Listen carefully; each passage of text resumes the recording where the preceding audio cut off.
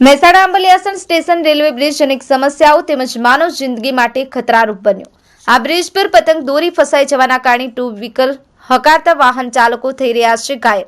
છેલ્લા 15 દિવસમાં દોરીથી ઘાયલ થવાના અનેક કિસ્સાઓ સામે આવ્યા, જેમાં એક યુવકે જીવ ગુમાવ્યો।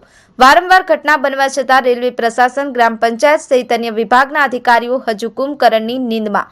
મહેસાણા પોલીસ દ્વારા ખતરાનું બેનર લગાવી લોકોને સાવધાન કરાઈ કોશિશ। પુલ પર લગાવવામાં આવેલા નાના બેનરોથી અકસ્માતની સમસ્યાઓમાં કોઈ ફરક પડે તેમ લાગતું નથી। બ્રિજ ઉપર ફસાતી દોરીને દૂર કરવા રેલવે વિભાગ કે ગ્રામ પંચાયત ચોક્કસ પગલાં ભરે તે જરૂરી।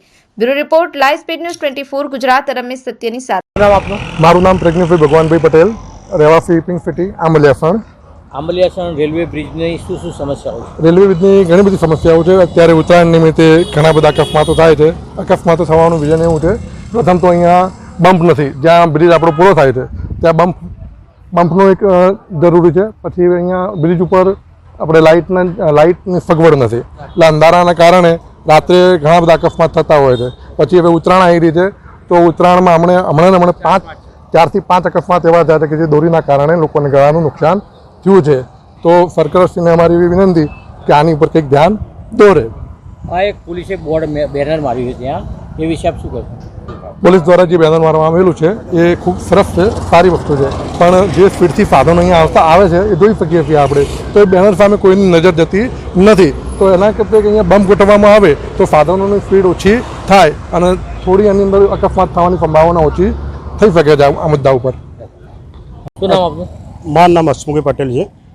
હું પિંક સિટીમાં રહું છું અહીંયા ગાડી, અને અવારનવાર જે અહીંયા ગાડી અકસ્માતો થાય છે, તો જે દોરીનાથી અકસ્માતો થાય છે તો એની સત્વરે તપાસ થવી જોઈએ, અને ચાઇના દોરી કયા માર્કેટમાંથી ક્યાંથી આવે છે તો એ બંધ થવું જોઈએ પહેલાં તો, કે જેને જીવલેણ દોરી છે તો સદંતર બંધ કરાવવી જોઈએ।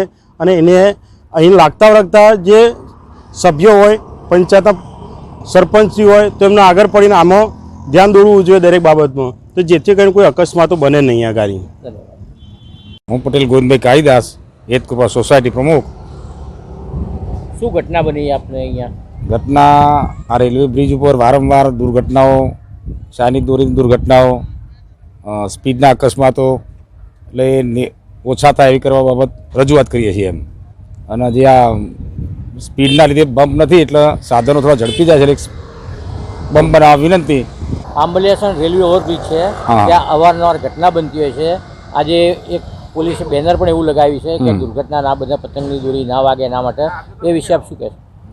આ રેલવે બ્રિજ ઉપર એક તો પોલની સગવડ નથી, એટલે પોલની સગવડ હોય તો આગળ નેટ પર જાળી કોઈ બંધી શકાય, અને આજુબાજુ સોસાયટીઓ આવેલી છે એટલે બમ્પની સગવડ પણ નથી, તો એ સગવડ કરે એવી વિનંતી।